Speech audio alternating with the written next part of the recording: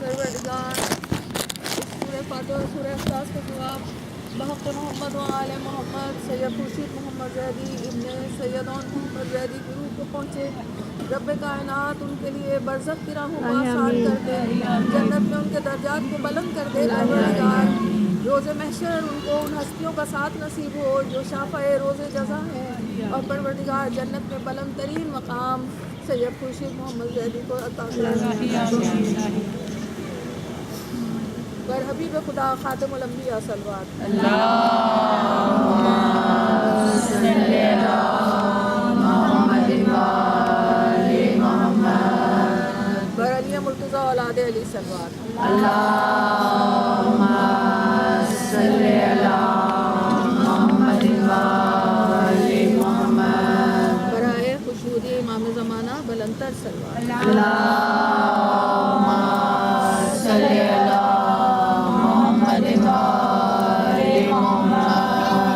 سورہ فاتحہ بحضور شہدائے کربلا و اسیران کربلا.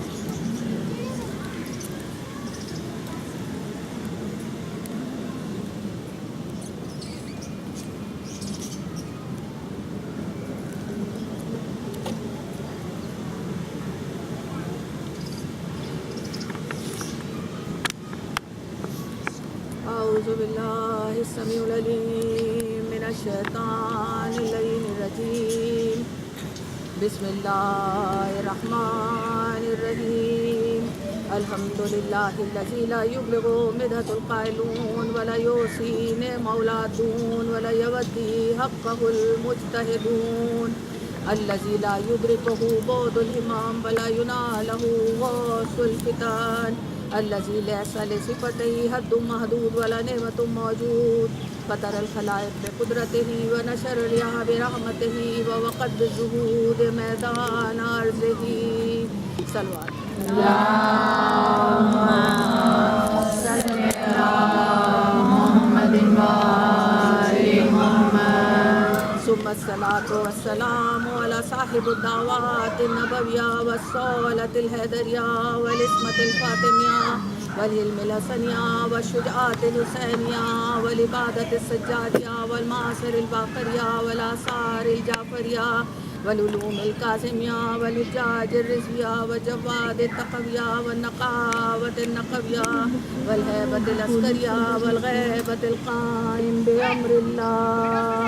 اللہم صلی علی محمد و آل محمد. ثم الصلاة والسلام على آلہ الذین یذهبون عنکم الرجس اہل البیت ویطہرکم تطہیرا. اللہم صلی علی محمد و آل محمد. اما بعد فقد قال اللہ تعالیٰ فی کتابہ المبین وہو اصدق الصادقین. بسم اللہ الرحمن الرحیم. منہا خلقنکم وفیہا نعیدکم ومنہا نخرجکم تارۃ اخری. سورہ طٰہٰ 16ویں پارے میں اس سورہ کا نمبر ہے 20 اور آیت جس کو پڑھنے کا شرف میں نے حاصل کیا اس آیت کا نشان ہے 55. ارشاد رب العزت یہاں ہوتا ہے کہ منہا خلقنکم, ہم نے تمہیں پیدا کیا, فیہا نعیدکم, اور اسی مٹی میں ہم تم کو واپس پلٹا دیں گے. منہا نخرجکم تارۃ اخری, اور آخرت میں تم کو اسی مٹی سے اٹھایا جائے گا. یہاں خالق کائنات مالک اکبر وہ پروردگار عالم وہ رب ذوالجلال والاکرام کے جو غنی بالذات ہے, وہ رب کائنات کے جس نے زمین سے لے کر آسمان تک تمام مخلوقات کو عدم سے وجود عطا کیا ہے, اور جن مخلوقات کو اس نے تخلیق کیا ہے ان مخلوقات کے لیے یہ ارشاد فرما دیا کہ انا کل شیء خلقناہ بقدر, کہ ہم نے ہر چیز کو آسمان سے لے کر زمین تک بے شک بتحقیق ہر چیز کو خلق کیا ہے بقدر, قدر کے ساتھ. اب قدر کے معنی کیا ہے کہ یہاں پروردگار عالم ہمیں یہ بتا دینا چاہتا ہے کہ ہم نے جتنی بھی مخلوقات کو پیدا کیا, چاہے چھوٹے سے چھوٹا ذرہ ہو اور چاہے بڑے سے بڑی چیز ہے, یعنی زمین کی تہ سے لے کر آسمان کے ثریا تک جتنی چیزوں کو اللہ نے پیدا کیا ہے بے مقصد پیدا نہیں کیا, قدر کے ساتھ پیدا کیا. ہر چیز کی تخلیق کے مقصد کا تعین پہلے کیا اس پروردگار عالم نے, پھر اس کو پیدا کیا.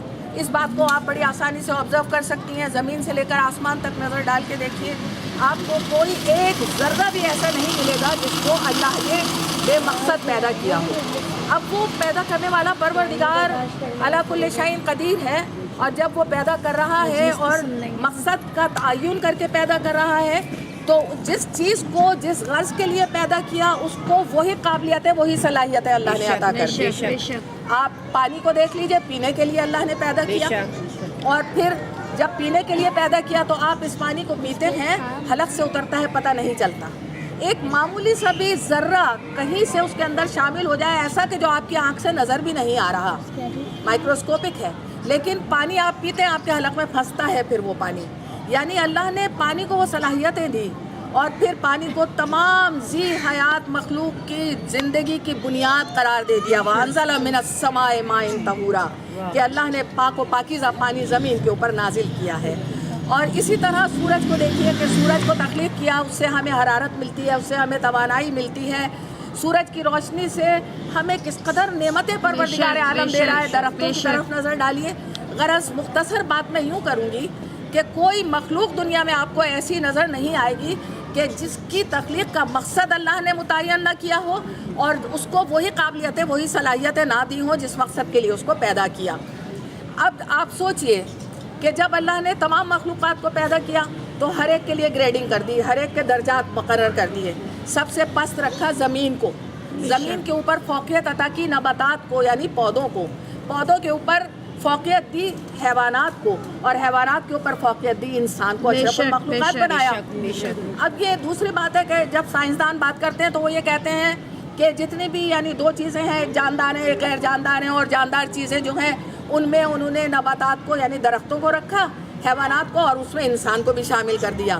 اللہ نے انسان کو بندر سے پیدا نہیں کیا جیسا کہ ڈارون کہتا ہے. اللہ نے انسان کو کی تخلیق جو کی ہے تو وہ اتنی عظیم اور اتنی بلند تر کی ہے کہ ملائکہ کو بھی حکم دیا تھا کہ سجدہ کرو. جس وقت حضرت آدم کے میں روح پھونکی, فنفخت فی من روحی, تو حکم دیا تھا تمام ملائکہ کو کہ سجدہ کرو آدم کو. یعنی انسان کا رتبہ اتنا بلند ہے, انسان بندر کی اولاد سے نہیں ہے, بندر کی نسل سے نہیں پیدا ہوا. اور پھر خالق کائنات نے انسان کو اس قدر صلاحیتیں, اس قدر خوبیاں عطا کی ہیں, وہ مقام اولا عطا کیا ہے کہ آپ دیکھیے تاج کرامت انسان کے سر پہ رکھا, شرافت انسان کو عطا کی, عقل جیسا جوہر انسان کو عطا کیا, اور پھر عقل کے ہوتے ہوئے یعنی عقل کاہے کے لیے ہے, یہ رسول باطن ہوتی ہے عقل جو ہے, اور یہ رسول باطن ہے تو یہ انسان کو برے اور بھلے میں تمیز کی قوت عطا کرتی ہے. اور اسی لیے قرآن میں ذکر ہوتا ہے کہ پروردگار ان سے بات کرتا ہے جو صاحبان عقل ہے, جو عقل و خرد سے بیگانہ ہے, یعنی جو دیوانے ہیں ان کے لیے شریعت کی پابندیاں بھی نہیں ہیں اور ان کو مخاطب بھی نہیں کیا اللہ نے. اولئک هم اولو الالباب, ہم ان سے بات کرتے ہیں جو صاحبان عقل ہیں. اور جب صاحبان عقل سے گفتگو کرتا ہے وہ پروردگار, تو پھر ہمارے ذہن میں ایک سوال یقیناً پیدا ہو سکتا ہے, اے پروردگار تو نے ہمیں عقل دے دی جو رسول باطن ہے, جو ہمیں یہ بتاتی ہے کیا اچھا ہے اور کیا برا ہے, تو خالق کائنات پھر ہادیان برحق کی کیا ضرورت تھی. تو لیکن میں ایک بات عرض کر دوں کہ یہی عقل انسان کو ہدایت کی طرف لے جاتی ہے, اور اگر عقل کا دامن, اپنے دامن کو عقل سے جھٹک دیتا ہے انسان, تو عقل تو موجود ہے لیکن وہ مخبوط الحواس کہلاتا ہے, اور وہ مخبوط الحواس انسان عقل سے کام نہیں لیتا بلکہ گمراہ ہو جاتا ہے اور پستیوں کی طرف چلا جاتا ہے. اور جس کے لیے اللہ نے کہا بل کل انعام بل ہم مزل سبیلا, یہ چوپایا بلکہ چوپائے سے بدتر ہو گیا کہ اس نے عقل کا دامن چھوڑ دیا اور یہ گمراہی کے راستے پر چل پڑا. تو اب کیونکہ عقل مکمل رہنما نہیں ہے, عقل کو بھی ضرورت ہے رہنمائی کی. آپ دامن تھام لے ہادیان برحق کا, آپ کی عقل بلندیوں کی طرف پرواز کرتی چلی جائے گی, آپ کی عقل رہنمائی کرتی چلی جائے گی. اور اسی لیے اللہ نے ہادیان برحق کو پیدا کیا. مگر کیسا رحیم و کریم وہ پروردگار ہے, کتنا بھی آپ اس کا شکر ادا کریں, اس کے شکر ادا کرنے کا حق ہم ادا نہیں کر سکتے. صحیح بات ہے. مولا کائنات نے کہا ہے نا نہج البلاغہ میں کہ वो तो नेमतुल्लाह ला तुहसा, हमारे अल्लाह ने हमको बेतहाशा बेशुमार नेमतें अता की। वला यवद्दु हक़्क़हुल मुज्तहिदून, अगर हम चाहें भी तो उसकी दी हुई नेमतों का शुक्र अदा करने का हक अदा नहीं कर सकते। क्योंकि सोचिए थोड़ी देर को, किस कदर नेमतें उनका हम शुमार नहीं कर सकते। ज़ाहिर है कि इस वक्त की कमी के पेश नज़र मैं मुख्तसरन अर्ज़ करूँ कि हमारे वजूद को नेमतों से सरफराज कर दिया। अब हमको जिस कदर नेमतें वो अता कर रहा है, तो उन नेमतों का शुक्र अदा करने का हम हक कैसे अदा कर सकेंगे, जबकि हमारी एक एक सांस में दो दो नेमतें पोशीदा हैं। जो सांस हम अंदर लेते हैं वो मफर्रह ज़ात है, ताज़ा ऑक्सीजन हमारी बॉडी में दाखिल हुई, इनहेल की हमने। जो सांस बाहर निकालते हैं वो हमारे जिस्म की गलाजतों को बाहर ले जाती है, यानी कार्बन डाइऑक्साइड की शक्ल में। अगर जो सांस हम अंदर लेते हैं वो ना जाए तो ताज़ा हवा हमें नहीं मिलेगी, अगर बाहर ना निकले तो हमारा वजूद भी नहीं रहेगा। तो सोचिए एक एक सांस में दो दो नेमतें पोशीदा हैं। अब हर सांस के साथ उसका शुक्र अदा करती चली जाइए आप, पता ये चलेगा कि दो नेमतों पर एक दफ़ा शुक्र, तो हम उसका शुक्र अदा करने का हक अदा नहीं कर सकते। तो उस परवरदिगार आलम ने, जैसा मैं अर्ज़ कर रही थी, कि हर मखलूक को जिस मकसद के लिए पैदा किया वही सलाहियतें दी, इंसान को अक्ल दी, ताकि ये अक्ल का सहारा लेके हादियाने बरहक को पहचाने और अपनी अक्ल को उनके दर पर झुका के हिदायत की ज़िंदगी बसर करके अपने आप को अपने मकाम से बुलंद करें। और जब मकाम से इंसान बुलंद होता है तो किस तरह बुलंद होता है आप ये देखिए। कहते हैं कि मलाइका, अजिन्ना, इसी तरह से हैवानात, किसी के लिए भी अल्लाह ने कुरान में ये नहीं कहा कि ये चाहें तो अपने रुतबों को बुलंद कर लें और ये चाहेंगे तो नीचे गिर जाएंगे। इंसान को ऐसे दो राहे पर खड़ा किया, अक्ल दे दी, हादिया ने बरहक दे दिए। अब ये इंसान अगर अक्ल और हिदायत के रास्ते पर चलते हुए ज़िंदगी बसर करता है, जैसे जैसे अमाल स्वालेह इख्तियार करता है वैसे वैसे इसके दर्जात बुलंद होते चले जाते हैं। और जैसे जैसे ये अक्ल का दामन छोड़ के हादिया ने बरहक से मुनरिफ होके उनसे डिविएट करके अपनी ज़िंदगी को बसर करता है, वैसे वैसे पस्तियों में गिरता चला जाता है। अब ये इंसान के जो हादिया ने बरहक की चौखट पे अपना सर झुका देता है, उनका दामन थाम के अपनी ज़िंदगी बसर करता है, उस रोशन रास्ते को इख्तियार करता है जिस राह को 14 मासूमीन ने रोशन किया है हमारे लिए, तो समझ लीजिए कि इसका मकाम बुलंद होता चला जाता है। और कितना बुलंद होता है कि मलाइका भी फिर रश करने लगते हैं। और किस तरह रश करते हैं, यहाँ जिक्र उनका नहीं कि जिनके चौखट पे सर झुका के इंसान के रुतबे बुलंद होते हैं, बल्कि जिक्र उनका जिन्होंने इनका दामन थाम लिया है। क्या हम भूल सकते हैं अबू ज़र और सलमान और कंबर को? क्या हम भूल सकते हैं मालिक उश्तर को कि जिन्होंने इस चौखट पे अपने सर को झुका दिया तो इनके रुतबे बुलंद हो गए? क्या हम भूल सकते हैं फिज़ा जैसी हस्ती को कि जिसने इस चौखट पे कनीज़ी की है, तो अल्लाह ने इतना मकाम उनका बुलंद किया है कि जब तक ये कायनात बाकी है फिज़ा का नाम रोशन है और रोशन रहेगा। किसकी कनीज़ थी? बीवी फातिमा ज़हरा की कनीज़ थी।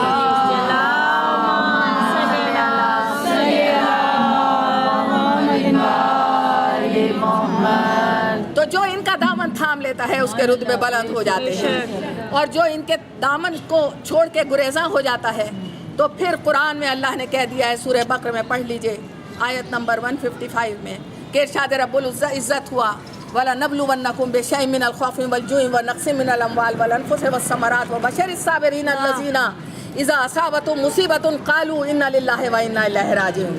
यानी बशारतें भी दी हैं, लेकिन इब्तिदा कहाँ से की? वला नबलुवन्नकुम बिशैइन मिनल खौफि वल जुइ व नक़्सिम मिनल अम्वाल। आप आजकल मुशाहिदा करके देखिए कि माशरे में किस कदर बदअमनी, बेचैनी और बेराहरवी फैली हुई है। और ये जो इंसान के अमाल पस्तियों की तरफ जा रहे हैं, यानी जब इंसान ने हादियाने बरहक के दामन को छोड़ दिया, और आप कहने को देखेंगे कलमा भी पढ़ रहे हैं, नमाजें भी पढ़ रहे हैं और बज़ाहिर अपने आप को मुसलमान भी कह रहे हैं, लेकिन अमल की पस्तियों को अगर आप देखती हैं तो उन्हीं पस्तियों का नतीजा है कि आज माशरा कार मज़ल्लत में गिर रहा है। अखलाकी इनेतात आपको नज़र आता है, इंसान नहीं बल्कि हैवान बन गया है। एक वो दौर था जो मेरे बचपन का दौर था, घरों के दरवाजे खुले रहा करते थे, कोई किसी से खौफज़दा नहीं होता था। आज का दौर ये है कि आप दरवाजे बंद करके भी बैठते हैं, आपकी कोई बैल बजाए तो आप 50 दफ़ा पूछते हैं कौन है भाई, क्या काम है, कौन है, किसके साथ आए हैं और किसके लिए आए हैं। घर से बाहर निकलते हैं, सलामती की दुआ मांगते हैं और हर वक्त ये दुआ करते हैं, परवरदिगार हमारे वो वारिस, हमारे बेटे ہماری بیٹیاں ہمارے سر کے وارث گھر سے نکلتے ہیں ساتھ خیریت کے جائے اور ساتھ خیریت کے آئے، کیونکہ اب انسان کا خون اتنا ارزاں ہو گیا کہ انسان حیوانیت کی منزل سے بھی نیچے گر گیا۔ اسی لیے اللہ نے کہا کہ ہم تمہارے امتحان لیتے ہیں۔ یہ اعمال کے نتیجے ہیں کہ ہم خوف میں مبتلا کر دیتے ہیں، اشیاء کے خوف سے، بھوک کے خوف سے، اور ثمر بعض لوگ کہتے ہیں کہ یہ مفسرین اسلام نے لکھا ہے کہ ثمر کا مطلب ہے درختوں پر لگنے والے پھل، لیکن ثمر اصل میں کیا ہے؟ ثمر انسان کی اولاد ہے۔ اگر اولاد کی آپ نے صحیح تربیت نہیں کی ہے تو یہ آپ کا امتحان ہے بہت بڑا۔ اگر آپ نے اولاد کو دین اور دنیا دونوں میں کامیابی کے راستے نہیں دکھائے ہیں تو یہ بہت بڑا امتحان ہے جس میں اللہ مبتلا کر دیتا ہے۔ اس لیے آپ دیکھیے قرآن کا ایک ایک لفظ ہمارے ذہن کو مبذول کرتا ہے ہدایت کی طرف، ہمیں غور و فکر کرنے کا حکم دیتا ہے قرآن کا ایک ایک لفظ۔ یہاں پر جب یہ کہا کہ ہم ثمر کے نقصان سے، ثمرات کا لفظ ہے، ثمرات کے نقصان سے امتحان لیتے ہیں، تو ہمیں کس طرف ہماری توجہ دلائی کہ یہ اولاد ہم نے تمہیں نعمت کی شکل میں دی ہے۔ اس اولاد کی صحیح پرورش و تربیت کرو گے تو تم اس دنیا سے بھی چلے جاؤ گے تو یہ تمہارے لیے صدقہ جاریہ ہے۔ بڑی خوش نصیب ہے وہ اولاد جو والدین کے مرنے کے بعد ان کے ایصال ثواب کے لیے کام کرتی ہے، ان کے ایصال ثواب کے لیے مجالس کرتی ہے، ان کے لیے کلام الہی پڑھ کے ان کو ان کی روح کو بخشتی ہے، جبکہ وہ ہمارے والدین، ہمارے بزرگ جو اس دنیا سے گئے ہیں وہ محبان اہل بیت تھے، اور ہمیں یہ یقین ہے، بلکہ یہ یقین کامل ہے کہ ان کے عمل اللہ کی نگاہ میں اتنے مقبول تھے کہ ان کے درجے بلند ہے، وہ محتاج نہیں ہے ہمارے، لیکن ہم جب ان کے لیے ایصال ثواب کرتے ہیں تو پروردگار اس کا اجر ہم کو بھی دیتا ہے، پروردگار اس کا صلہ ہم کو بھی عطا کرتا ہے۔ تو کہا کہ اگر اولاد کی صحیح پرورش نہیں کی تو یہ تمہیں ہم نے امتحان میں مبتلا کیا، من الثمرات، اولاد کے امتحان سے، اور اگر نیک اولاد ہے تو تم نے ایسا صدقہ جاریہ چھوڑا، جب تک وہ نیک راہ پر چلے گی تم کو اس کا اجر ملتا رہے گا، اور وہ راہ کیونکہ تم نے روشن کی، اس جب تک وہ راہ روشن رہے گی۔ صلوات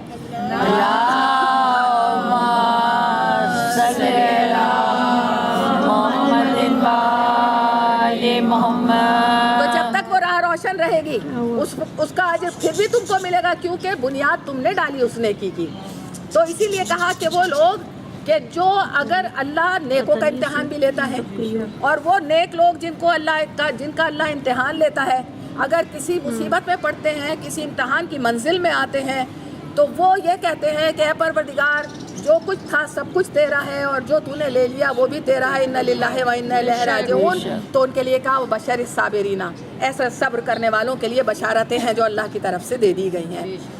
اب یہ تمام جو مصیبتیں ہم پہ آتی ہیں، ہمارے امتحانات لیے جاتے ہیں، ہم یہ دیکھتے ہیں کہ ہم اس دنیا میں اپنی زندگی بسر کر رہے ہیں، اور ہمارے بہت پیارے ایسے ہوتے ہیں جو کل کبھی ہمارے قریب بیٹھے تھے، ہم سے گفتگو کر رہے تھے، ہمارے آمنے سامنے ہوتے تھے، اور پھر وہ ہماری نظروں سے اوجھل ہو جاتے ہیں۔ یقیناً وہ ہمارا ایک امتحان ہے، اور اس امتحان کی منزل میں صبر کرنے والا یہی کہتا ہے کہ انا للہ و انا الیہ راجعون۔ لیکن وہ کہ جو انسان اس دنیا میں آ کے اپنے پیدا ہونے کے مقصد کو پورا کرتا ہے، اور پیدا ہونے کا مقصد کیا ہے ہمارا؟ کہ ہم اطاعت اللہ اور رسول کریں اور ہادیان برحق کے دامن کو تھام کے زندگی بسر کریں، تو ہم اپنے پیدا ہونے کے مقصد کو پورا کر رہے ہیں، ورنہ ہم زندہ کہلانے کے مستحق نہیں ہیں۔ ابھی گفتگو آگے بڑھے گی تو میں ایک آیت کا ریفرنس آپ کو دوں گی اس میں، ورنہ زندہ کہلانے کے مستحق نہیں ہیں۔ لیکن جنہوں نے آل محمد کی محبت میں اپنی زندگیوں کو بسر کر دیا، جنہوں نے آل محمد کی محبت میں اپنی جانوں کو قربان کر دیا، ان کے لیے کہہ دیا کہ لا تقولوا الا من يقتل في سبيل الله اموات بل احیاء ولکن لا تشعرون۔ اسی سورہ بقر میں یہ جو وَلَنَبْلُوَنَّكُمْ کی آیت میں نے پڑھی، اس سے پہلے یہ ارشاد رب العزت ہے 154 آیت میں کہ مت کہو انہیں مردہ، کس کو؟ جنہوں نے خدا کی راہ میں اپنی جانوں کو قربان کیا، جو اللہ کے بتائے ہوئے راستے پر چل کر اپنی زندگیوں کو بسر کرتے رہے، وہ زندہ ہیں، مردہ نہیں، بل احیاء، لیکن وہ زندہ ہیں، ولیکن لا تشعرون۔ ہماری اور آپ کی عقل و فہم کی ایسی منزلیں ہیں، یعنی اتنی بلند نہیں ہے کہ ہم سمجھ سکیں کہ وہ زندہ ہے، یعنی یہ اور بات ہے کہ آپ کو اس کا شعور نہیں ہے۔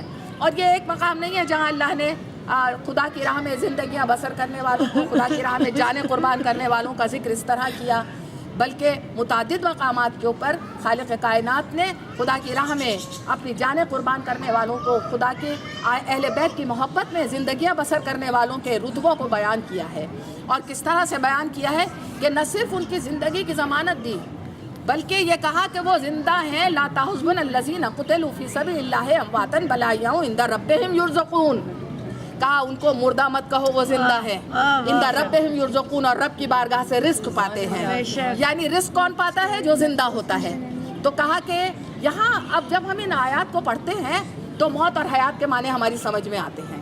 ہم تو سمجھتے ہیں موت نام ہے اس منزل کا جب انسان فنا ہو گیا، جسم اور روح کا تعلق ختم ہو گیا، نہیں، موت اس عمر کا نام نہیں ہے۔ جو مومن ہے اس کے لیے موت حیات ابدی کی منزلوں کا راستہ ہے، کیونکہ یہ موت وہ دروازہ ہے جس سے گزر کے انسان ابدی حیات کی طرف جاتا ہے، اور جب وہ ابدی حیات کی طرف گیا تو اب سمجھ لیجئے کہ رسول اور اس کی اولاد کی محبت پہ زندگی بسر کرنے والوں کو پروردگار کیا کیا نعمتیں دیتا ہے، اور یہ نعمتیں جن کا وعدہ اس نے آخرت کے یوم حساب کے لیے کیا، اور جس میں یہ کہا کہ میزان عدل قائم کی جائے گی۔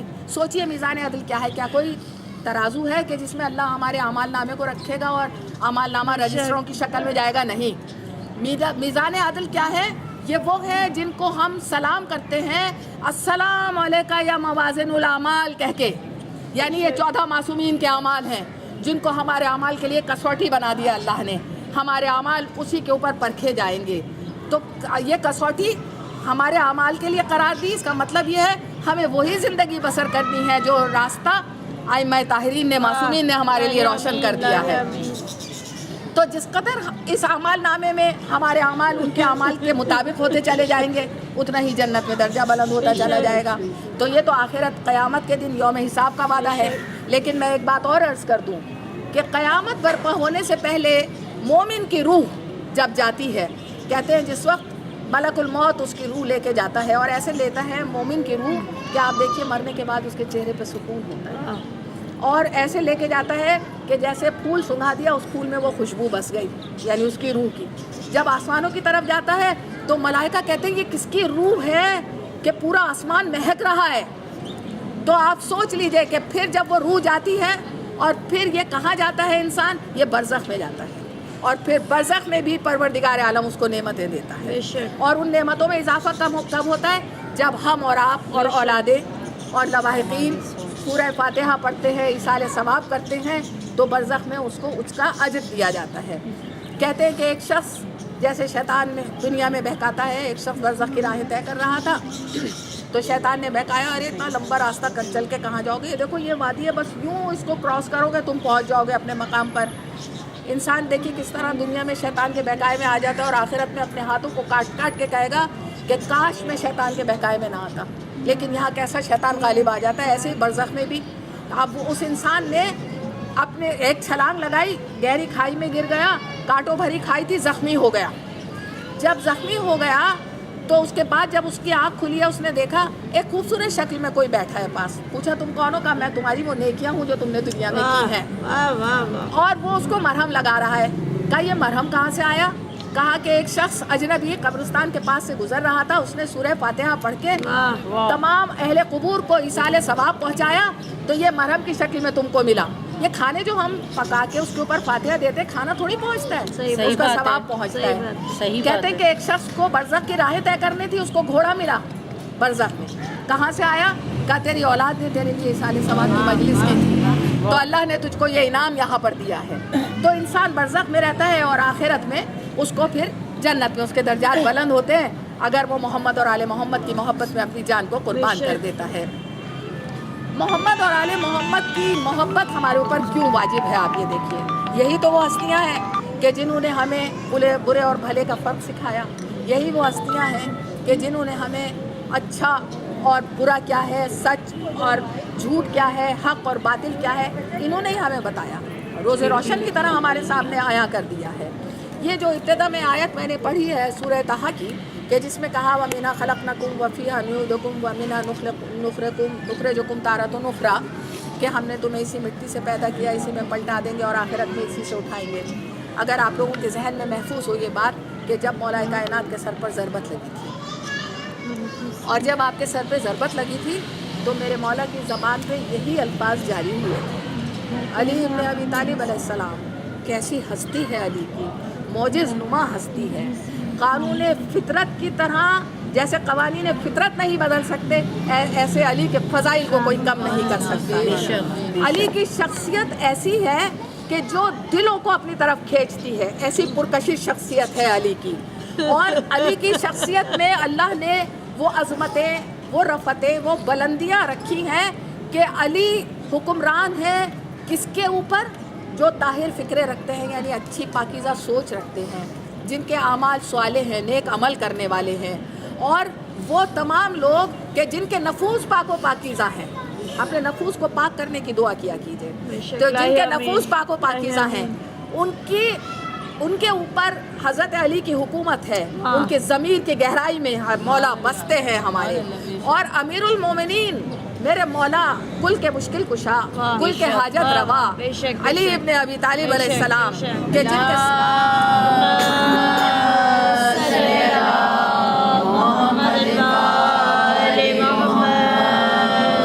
جن کے سر پہ تاج ولایت اللہ نے رکھا، جن کو مصطفیٰ کا وسیع خالق کائنات نے مقرر کر دیا، وہ علی مرتضیٰ وہ ہیں کہ جن کو پروردگار عالم نے وہ عظمت عطا کی ہے کہ جیسا ابھی میں نے کہا قوانین قدرت کے مطابق، اسی طرح علی کو آپ دیکھیے کہ خالق کائنات نے قرآن میں علی کی جو تعریف و توصیف کی ہے، شب ہجرت بستر رسول پہ سونا، تاج ولایت کا رکھا جانا، تمام آیات کو آپ پڑھتی چلی جائیے، سورہ مائدہ کو پڑھ لیجئے، آیت تطہیر کو پڑھ لیجئے، آپ سورہ مباہلہ کو پڑھ لیجئے، ہر ایک میں آپ کو علی کی عظمتیں نظر آئیں گی، پریتن کی عظمتیں، علی کی عظمتیں۔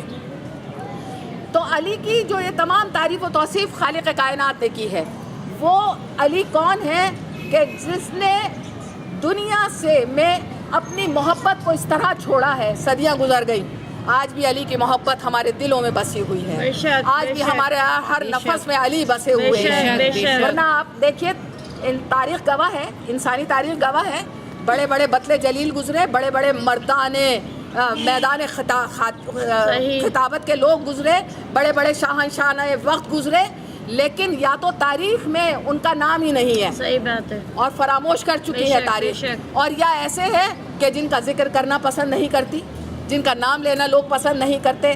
لیکن علی کی شخصیت وہ بلند پایا شخصیت ہے کہ ادھر آپ علی کا نام لیتے ہیں، ادھر آپ کا ایمان افزوں ہو جاتا ہے۔ علی کو پروردگار عالم نے وہ عظمت عطا کی کہ اگر اذن اللہ کہیے، اگر عین اللہ کہیے، اگر وجہ اللہ کہیے، اگر ید اللہ کہیے، آپ لسان اللہ کہیے، کون سمجھ میں آتا ہے؟ علی ابن ابی طالبی تو سمجھ میں آتے ہیں۔ علی کی تعریف رسول نے کس طرح کی؟ لحم و کلمی و دم کا دمی، علی کا خون میرا خون ہے اور علی کا گوشت میرا گوشت ہے، یعنی علی نہ رسول سے جدا نہ خدا سے جدا ہے۔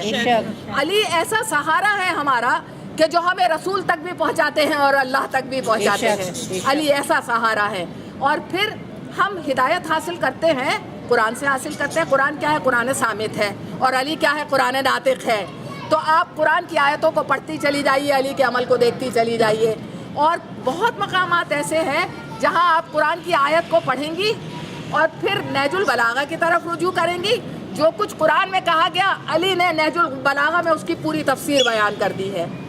صرف ایک آیت کا یہاں ریفرنس میں آپ کو دوں گی، سورہ انفال، ارشاد رب العزت ہے، یا ایھا الذین آمنوا استجیبوا للہ والرسول اذا دعاکم لما یحییکم، کہ اے ایمان لانے والو، اللہ اور اس کے رسول کی آواز پر لبیک کہو تاکہ تم زندہ ہو جاؤ۔ اس آیت کے معنی سمجھ میں آ رہے ہیں نا بڑی آسانی سے، کہ اگر ہم نے اللہ اور اس کے رسول کی آواز پر لبیک نہیں کہا، یعنی ہم نے ان سے منحرف ہو کے زندگی بسر کی، تو ہم زندہ کہلانے کے مستحق بھی نہیں ہیں، مردہ ہے، اپنی لاشیں خود اپنے کاندھوں پر اٹھا کر دنیا میں زندگی بسر کر رہے ہیں، سوتے ہیں، جاگتے ہیں، اٹھتے ہیں، بیٹھتے ہیں، لیکن زندہ کہلانے کے مستحق نہیں جب تک اللہ اور اس کے رسول کی ہدایت پر عمل نہ کریں۔ اب یہ تو قرآن نے کہہ دیا، اور علی نے نہج البلاغہ میں اپنے خطبہ 147 میں، جس کو کلمات قصار کے نام سے پہچانا جاتا ہے، میرے مولا نے ارشاد فرمایا کہ وہ جو دنیا پرست ہوتے ہیں، وہ جو صرف مال کو جمع کرنا چاہتے ہیں، وہ گو کے زندہ ہوتے ہیں، لیکن در حقیقت وہ مردہ ہیں، اور یہ زندہ لاشیں ہیں جو دنیا میں نظر آ رہی ہیں۔ اس کے برعکس جو خالق کائنات کے حکم کے آگے اپنے سر کو جھکا دیتے ہیں، دیکھیے آیت کا ترجمہ ذہن میں رکھیے، खालिक कायनात के हुक्म को के आगे अपने सर को झुका देते हैं, वो गो के नज़रों से ओझल हो जाते हैं, उनका जिस्म नज़र नहीं आ रहा होता, लेकिन वो दिलों में जिंदा रहते हैं, उनके आसार बाकी रहते हैं। जब तक ये ज़माना बाकी है उनका जिक्र बाकी रहता है। क्या मेरे मौला ने इसकी तशरीह और तफसीर की है। मौला कायनात हज़रत अली इब्न अबी तालिब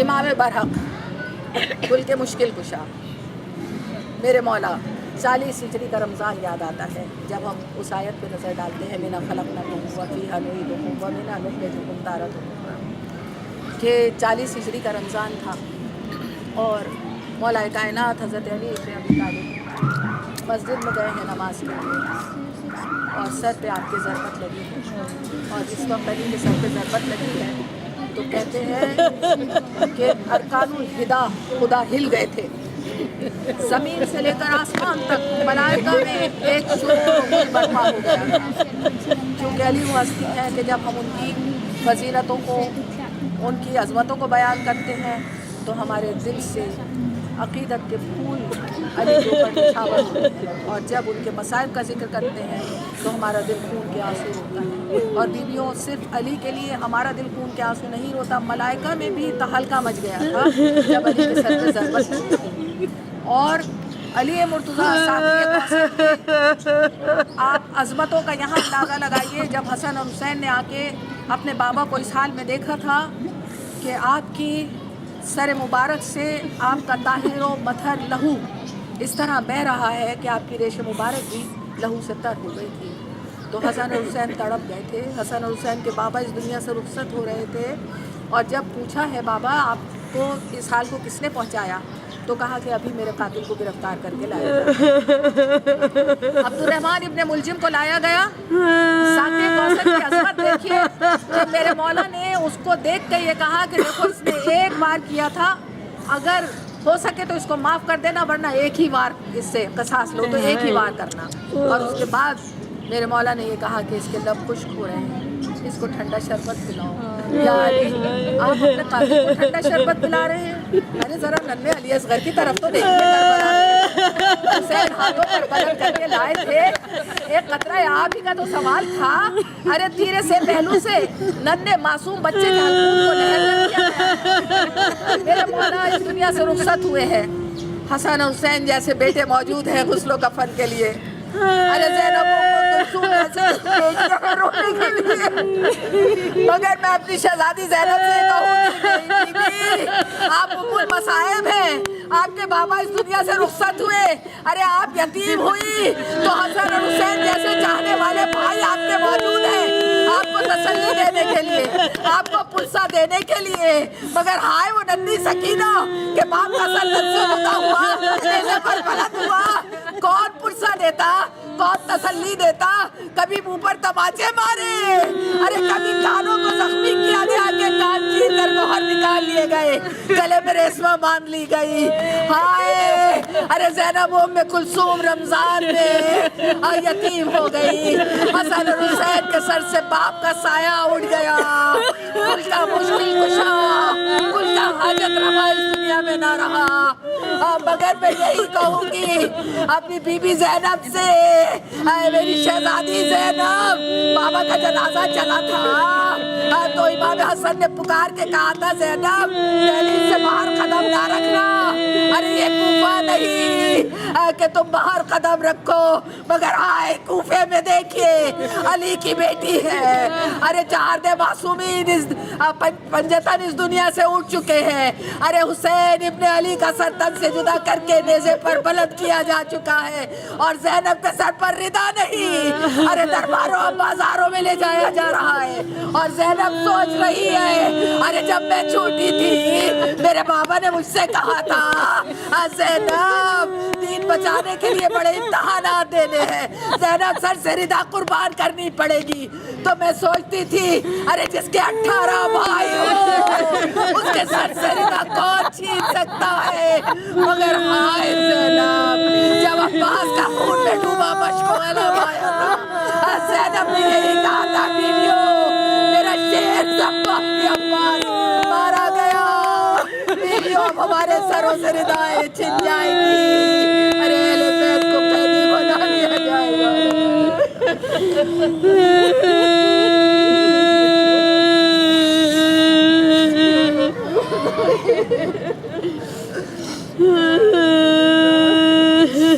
या रब्बुल इज़्ज़त हमारे गुनाहों को माफ़ कर दे परवरदिगार आलम। ये जो कुछ भी हमने पढ़ा है इसका सवाब हक़ मोहम्मद वाले मोहम्मद खुर्शीद मोहम्मद मोहम्मद ज़ैदी की रूह को पहुँचे परवरदिगार आलम।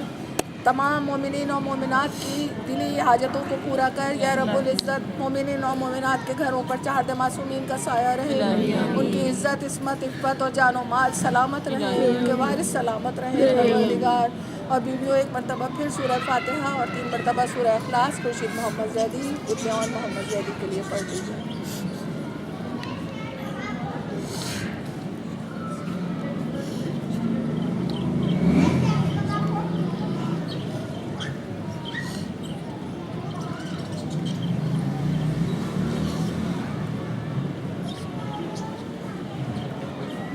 परवरदिगार ये सब कुछ जो हमने पढ़ा है और इस मजलिस का सवाब खुर्शीद मोहम्मद ज़ैदी मोहम्मद ज़ैदी की रूह को पहुँचे। जन्नत में उनके दर्जात को बुलंद करना परवरदिगार, जो सब के लिए आसान कर दे अल्लाह।